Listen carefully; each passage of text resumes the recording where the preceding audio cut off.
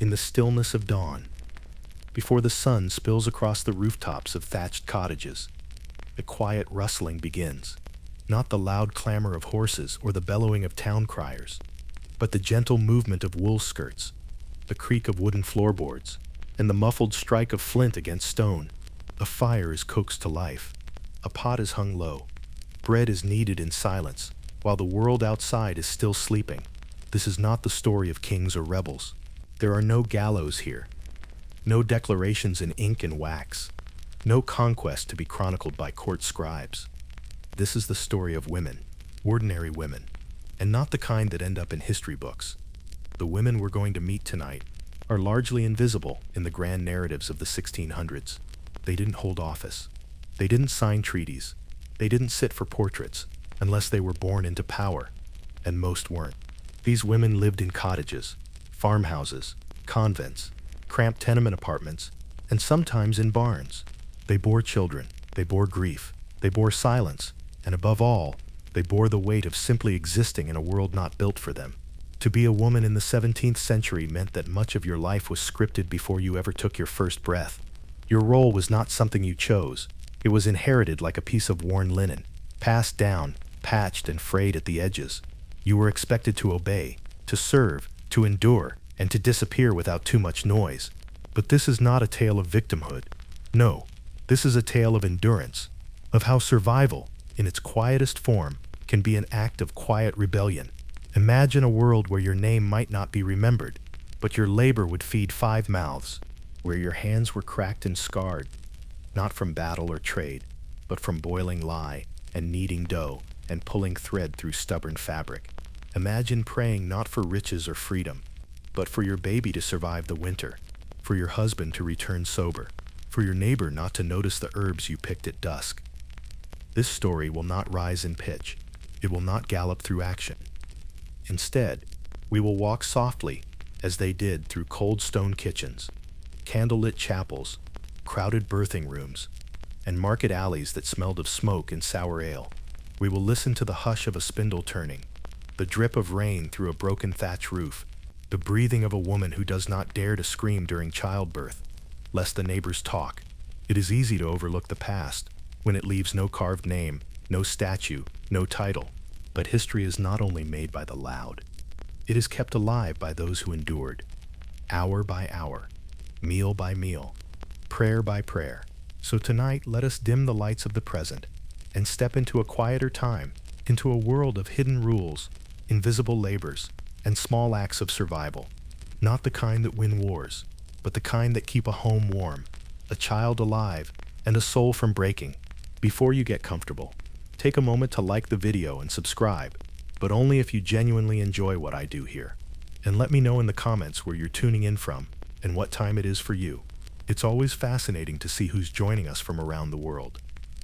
Now settle in, let your breath slow, and follow the quiet footsteps of the women who came before.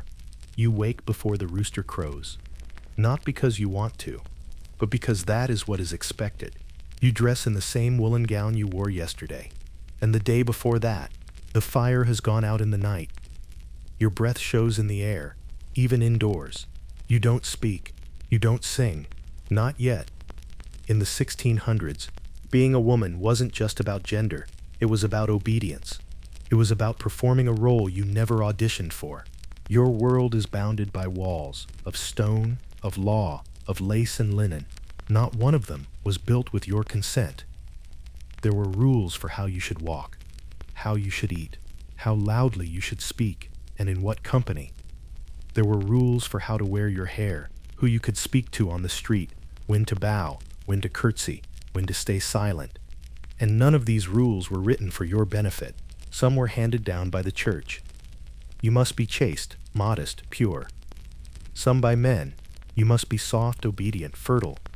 Some by other women, who learned the hard way. Don't draw attention to yourself. Don't be too clever.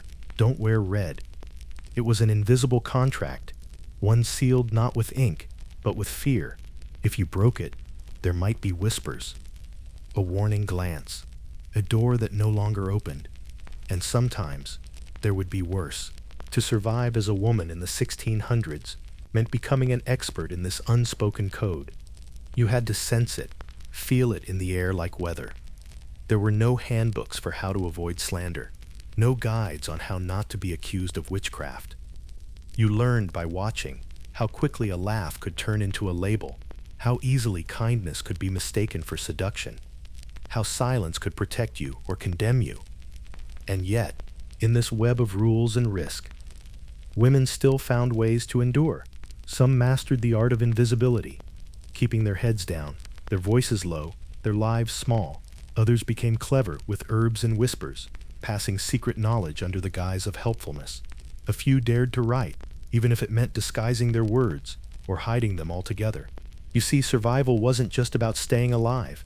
It was about keeping a part of yourself intact in a world that constantly tried to erode it.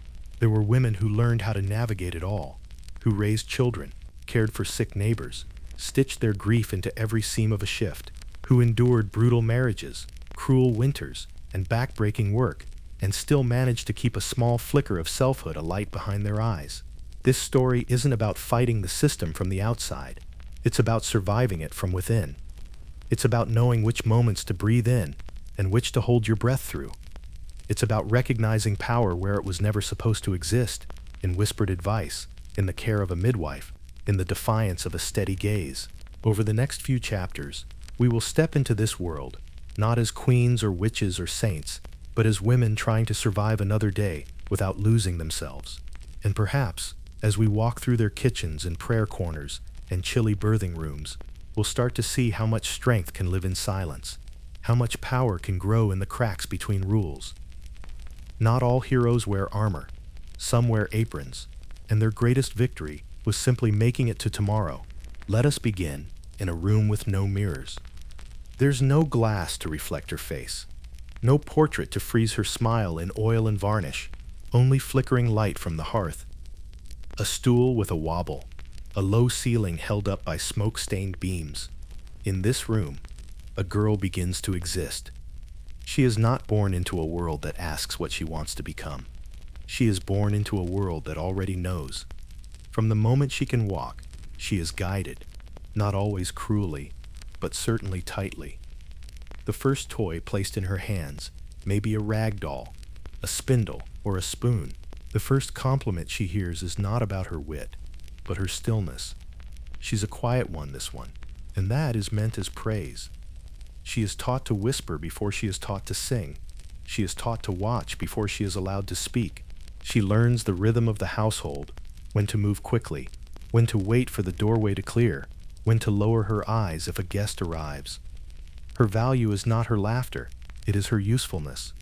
By age 5, she may already know how to sweep ashes, how to carry water without spilling, how to help rock a cradle while her mother bakes. Her hands are small, but her tasks are not. There is no such thing as leisure, only readiness. Readiness for the life already planned for her. From her perspective, the world is full of giants and rules. The kitchen table is too high. The garden gate is too heavy. The pew at church makes her legs swing awkwardly, but still, she is expected to behave as though she belongs there. Silent, still, attentive. She hears the world's judgments before she understands them. She's a wild thing, someone might mutter if she laughs too loudly. She needs taming, and so she tries. She tucks in her laughter. She bites her tongue when she knows the answer. Hoet, she watches the older girls, the way they bow, the way they carry themselves with folded hands and tucked chins. She learns that even posture is policed. Even silence can speak too loudly. At meals, she is told not to eat too quickly. At church, not to fidget. At home, not to question. There is a script for everything, but no book to read from. Only a girl's ability to sense the mood of the room. She becomes an expert in watching, in gauging tone, in reading glances. This, too, is survival. By 7 or 8, her training becomes more visible. She learns to sew not as a hobby, but as a necessity. A girl who cannot mend her husband's shirt may not be worth marrying. A girl who pricks her finger too often is not careful enough. She must sew straight, so small, so often. In wealthier households, she may embroider samplers, delicate flowers, biblical verses, her own name, stitched again and again. These are tokens of patience and purity, not artistic expression, but proof of readiness. In poorer households, her stitches are more practical, closing tears in linen, patching aprons, reinforcing the soles of stockings. Her work is not decorative, it is survival in cotton and wool, and it is always expected to be done quietly. Girls are not encouraged to sing while they work, lest it distract them. They are not meant to daydream, for idle thoughts can turn toward rebellion. They are trained to keep their heads down, not because the work requires it, but because the world demands it. A daughter is not a free spirit, because she is a future transaction, a future womb, a future servant in someone else's house. In some families, she is a blessing, especially if she is obedient and healthy, but in others, she is a burden, another mouth to feed, another dowry to prepare, another reputation to protect. And so she is taught early. Do not shame the family. Don't run barefoot in the street. Don't speak with boys. Don't raise your voice. Don't be seen picking herbs, even if it's only for soup. Don't question why your brother may leave the table without clearing it. But you must scrub it clean. She may hear stories of bad girls, fallen girls. Those who ran off, were caught, were punished. Their names are whispered. Their fates are warnings. The lesson is clear. Be good or be gone. And then there is the church. Its presence is everywhere. In the prayers before meals, in the Sabbath silence, in the rhythms of feast and fast. But for a girl, it is not just spiritual. It is instructional. Sermons teach her who she is. Eve was the first to sin. Mary was the model of obedience. Church does not speak directly to girls, but it speaks about them often. Woman is temptation. Woman is duty. Woman is the vessel of birth, the keeper of the home, the gateway to sin if left unguarded. Confession becomes a place not of solace, but of fear. Has she thought something wicked? Has she looked at someone too long? Has she skipped her prayers? She learns to fold her sins into her skirts, to feel guilty before she even understands what she's done. In this too, she disappears. Then comes the change. Blood, breasts, hips. The signs arrive, often unannounced, and with them, the world shifts. She is no longer only a girl. She is potential. She is vulnerability. Some mothers try to prepare their daughters gently. They speak in metaphors, flowers, rivers, ripening. Others are more direct. Be careful now. The wrong look could ruin you. From this point, every action has consequence. If she's seen alone with a boy, even innocently, tongues may wag. If she's late coming home, questions are asked. If she seems distant, rumors swirl. A single mistake could mark her for life. And so, she becomes more careful still. She alters her steps, her smile, her gaze. She hides joy, lest it be mistaken for flirtation. She hides anger, lest it be called hysteria. She hides fear, because no one will believe her if she speaks it. Even her own body no longer feels safe. It draws stares. It draws blame. She survives by pretending not to notice. But inside, behind the careful eyes, behind the folded hands, and even breath, she dreams. Not grand dreams, not often, but small ones. To walk alone to the stream without fear. To write her name in a book and not hide it. To run fast without being called wild. To speak and not be told she's loud. Some girls sneak moments of freedom. They hum while sweeping. They listen at the edge of grown-up conversations. They stare too long at the moon. They write in corners. They carve initials into trees. They pick a forbidden flower and tuck it into their bodice, just for a heartbeat of rebellion. These are the girls who survive not just by disappearing, but by hiding little flames inside themselves. And sometimes, if she is lucky, she finds an older girl or woman who sees her, really sees her. A sister, a kind aunt, a neighbor with gentle hands. They do not say much, but they teach by example how to soothe a crying child, how to knead without burning your knuckles, how to speak with kindness that cuts sharper than anger, how to carry your pain without letting it eat you. They do not call it rebellion, but it is. To pass on knowledge, to pass on comfort, to pass on hope.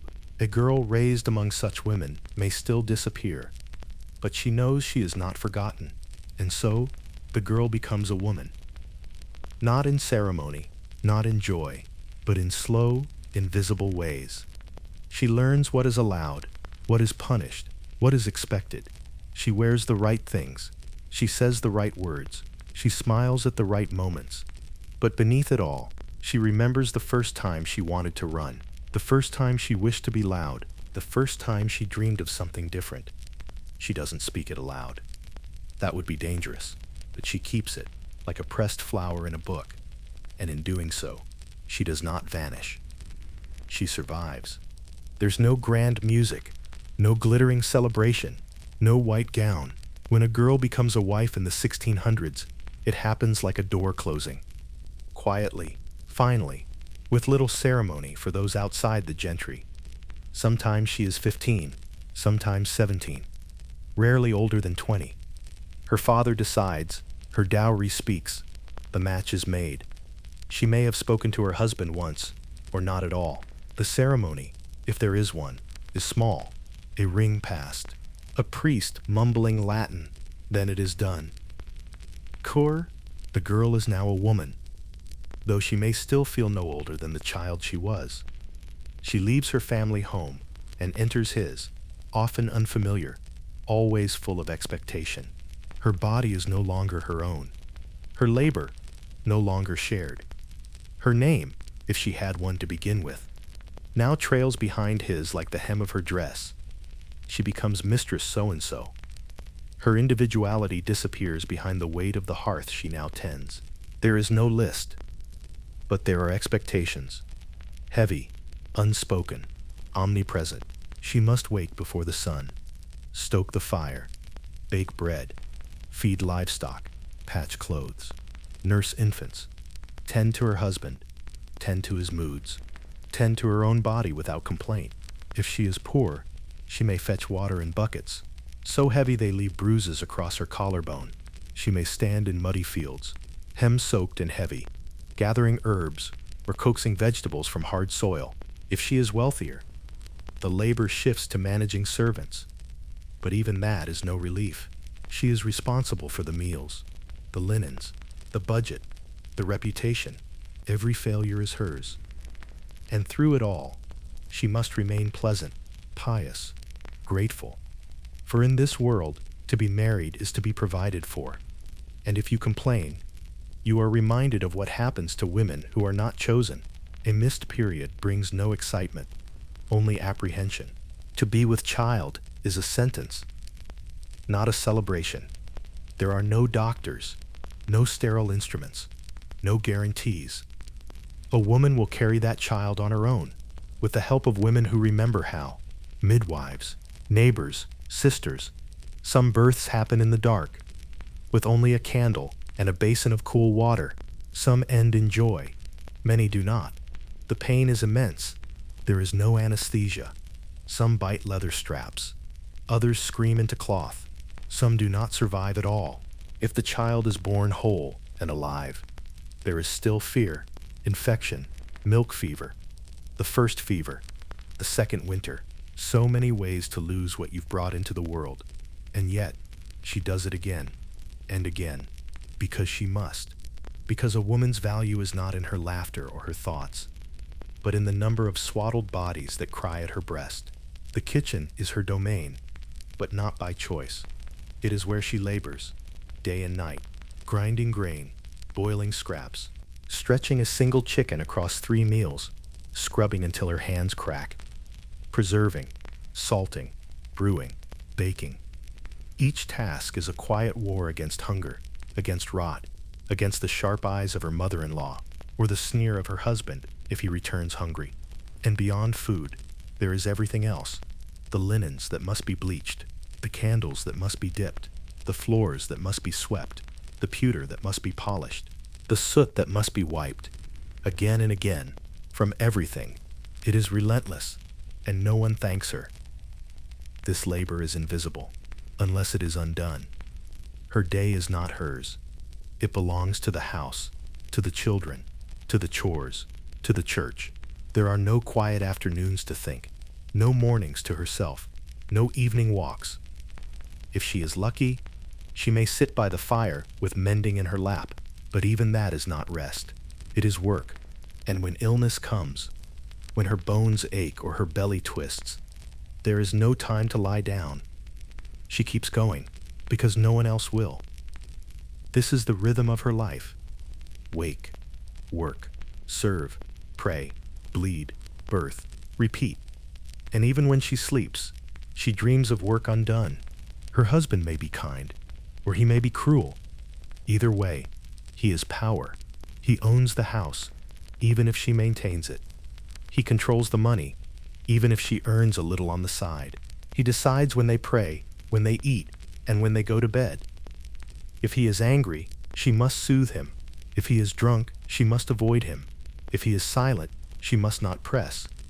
There is no recourse, no protection, no divorce that would leave her whole. The law sees her as his shadow, and in his shadow, she survives.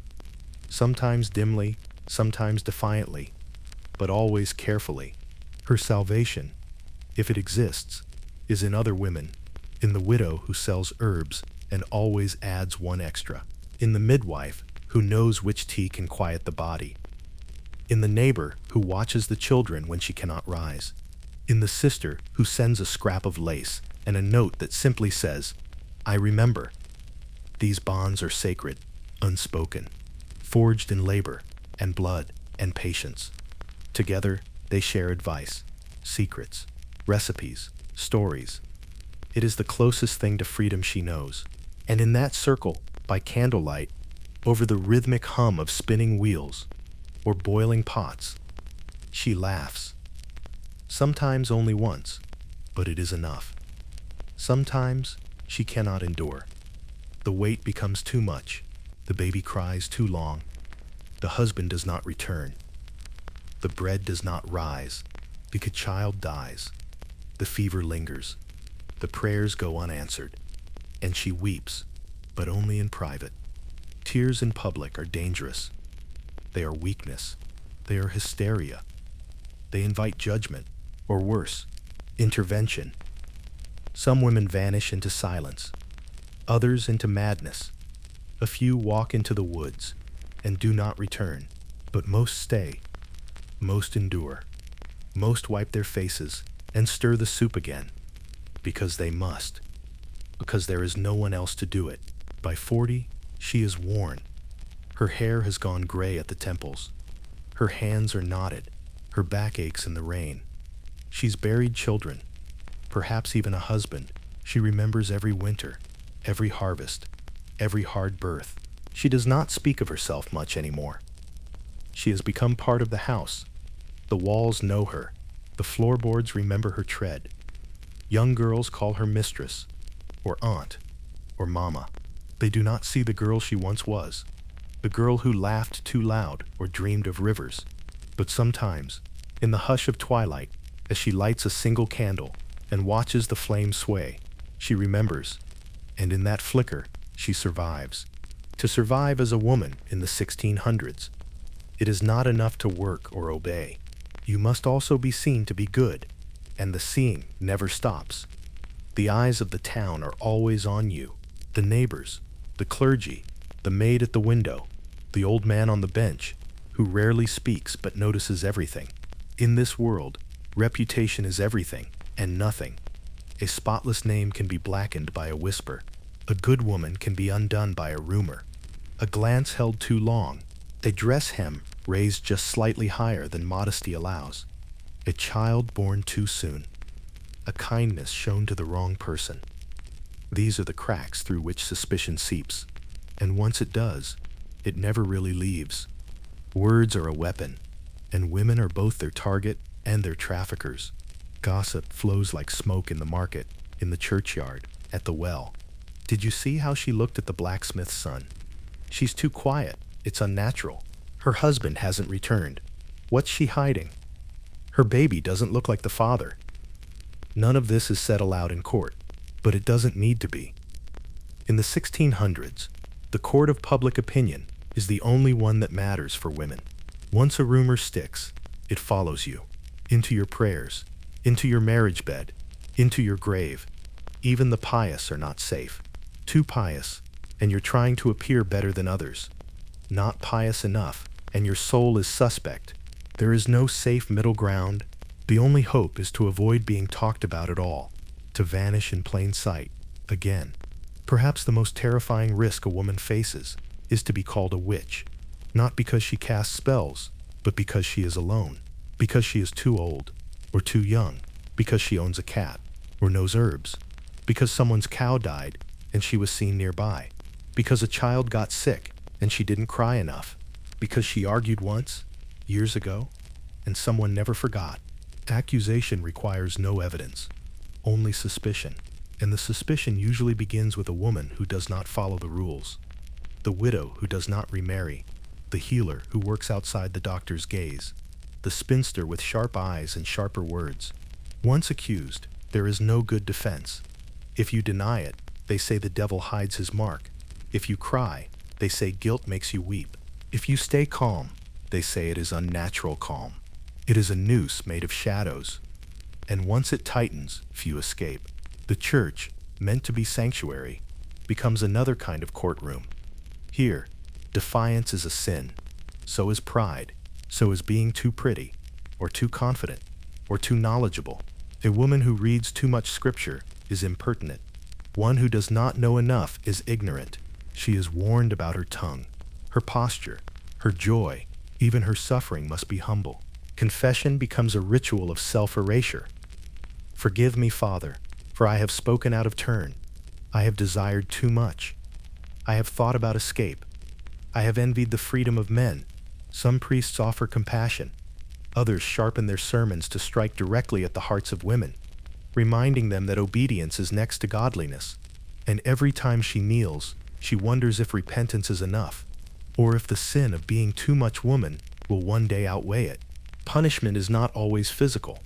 Often, it is theatrical. A woman caught gossiping may be sentenced to wear a scold's bridle, a cruel metal mask locked around the head, the tongue pinned down. She will be marched through the town square like a warning. A wife accused of disobedience might be tied to the cucking stool and dunked into cold river water before the crowd. The water is meant to cool her anger. A young girl seen speaking with too many boys might be locked in the stocks, her wrists and ankles immobilized while people throw rotted vegetables or spit. These punishments are not only to wound the body, but to remind every other woman watching, step out of line, and this will be you. Even after the punishment ends, the shame lingers. A reputation bruised does not heal quickly. It stains. And in small towns, stained names echo for generations. But not all women disappeared. Some could not. Some would not. There were women who spoke too plainly and paid dearly for it, but refused to bite their tongues. Women who healed with plants and saved lives, but were still feared for their knowledge. Women who never married, never bore children, and still managed to live lives of meaning. They were not saints. They were not witches. They were simply other, and in this world, other was dangerous. Some survived by being clever, others by being quiet in public and bold in private. A few found protection in the favor of men, priests, judges, brothers. But even that was a thin shield. They walked a line between defiance and doom. They smiled when they had to. They disappeared when it was safer. But in corners of the world, gardens, hearths, hidden pages in hidden books, they remained themselves. There are few records of their inner lives. No journals passed down. No biographies written. No headlines. Only household accounts, church logs, court complaints. But if we imagine, just for a moment, a page left behind, perhaps it would say something like, I am not what they think. I am more than the stew I make and the clothes I patch. I dream of oceans. I remember the boy who gave me a blue ribbon. I heard a hymn once that made me weep, and I still hum it while I sweep the floor. I want to be known, not for what I endure, but for who I am. That too is defiance. To feel deeply and keep those feelings alive in a world that tries to bury them. And so, Most women survive not by breaking the rules, but by learning them better than anyone else. They become scholars of silence, experts in facial expression, artists in the performance of humility. They do not forget who they are, but they do not show it unless they are certain it is safe. They raise children. They nurse the sick. They bury the dead. They bake the bread and stitch the wounds and hold together what would otherwise fall apart. And they do it all while carrying reputations as fragile as glassware. One crack, and everything shatters. But somehow, they endure. A bonnet may seem soft, decorative, delicate, but for a woman in the 1600s, it is a shield. It covers the hair, long believed to hold power, allure, danger. It narrows her vision, forcing her gaze downward, demure. It marks her as respectable, obedient, safe. Under the bonnet, her thoughts remain her own.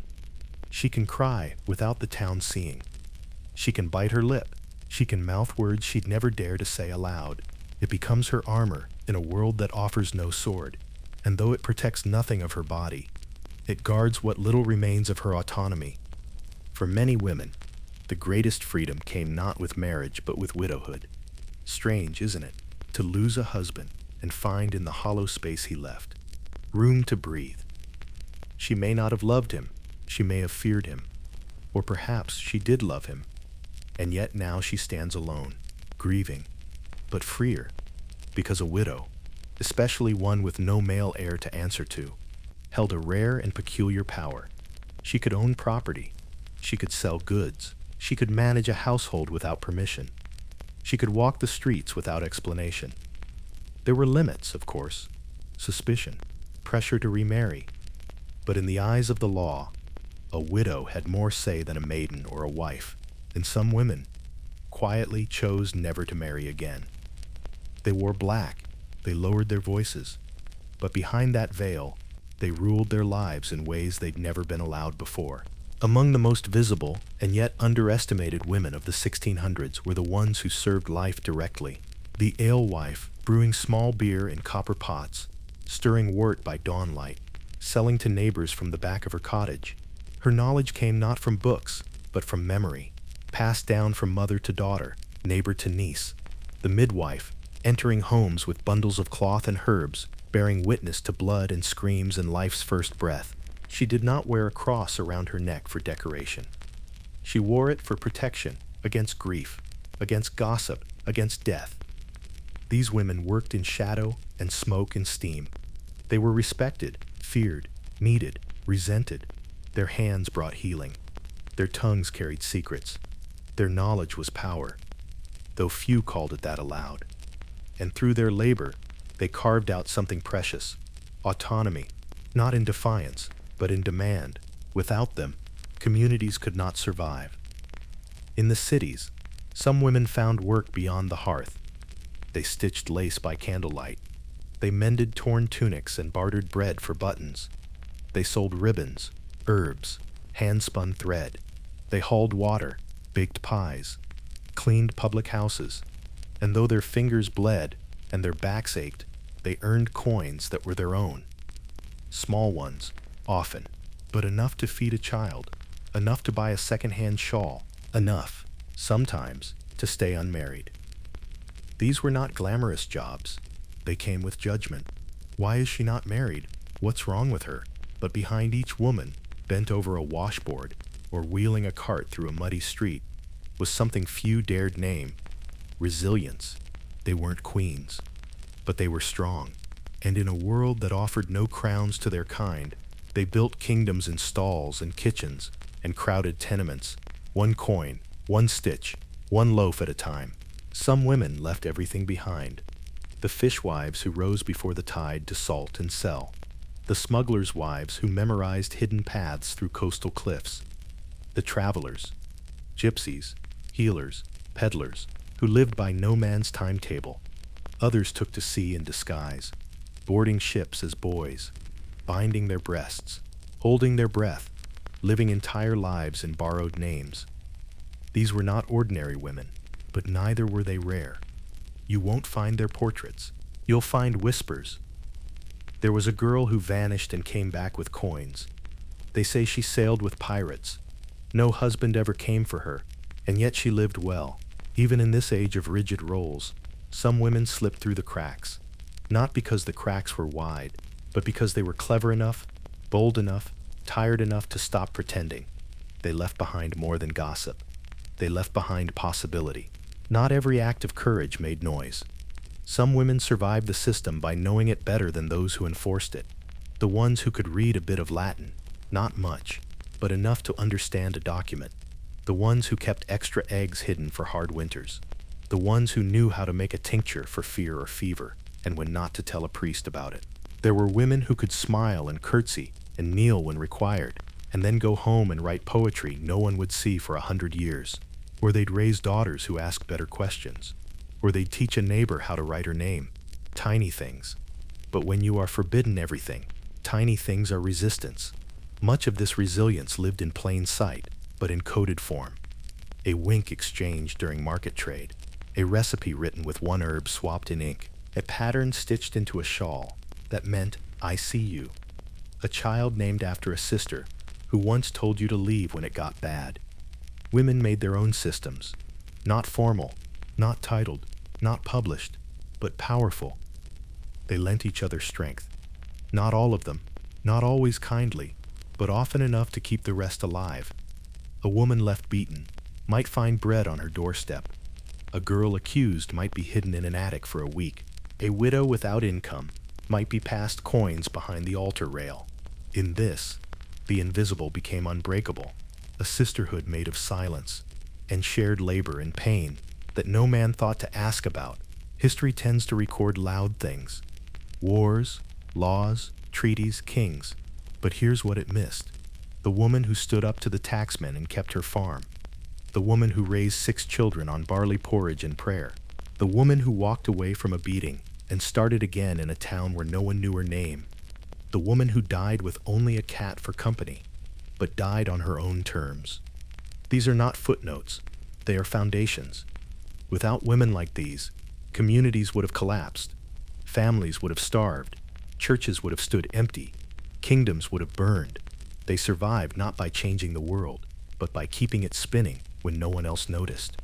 And sometimes, in the quiet of their own homes, after the fire was low and the children were asleep, they dared to believe, this is mine, this life, these choices, this strength, even if no one else knew it.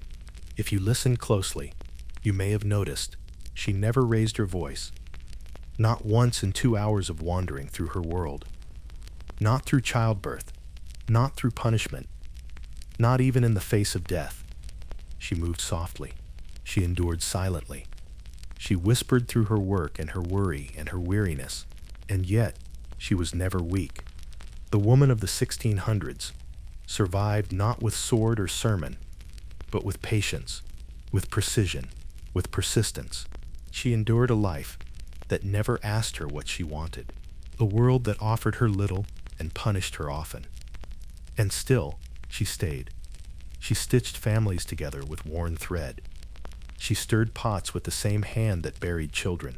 She offered care, healing, and prayer, while carrying the weight of being unseen. She knew the risk of standing out. She knew the danger of being clever. And still, she sometimes dreamed of escape, of peace, of being truly known. You won't find her statue in a city square. Her name isn't carved in church walls, but her fingerprints are everywhere, on every blanket passed down, every worn recipe still scribbled in a margin, every lullaby that survived in a grandmother's hum. History rarely makes space for her, but she made space for everyone else. And so tonight, if you find yourself resting easier, breathing slower, feeling just a little more connected to the quiet strength beneath the noise of the world, it may be her, just her. The woman who disappeared without vanishing. She lived in silence, but she left behind a legacy made of steady hands, soft songs, deep wells of strength, and a fire that never quite went out. So sleep well now. Let her keep watch. She's done it before. Good night.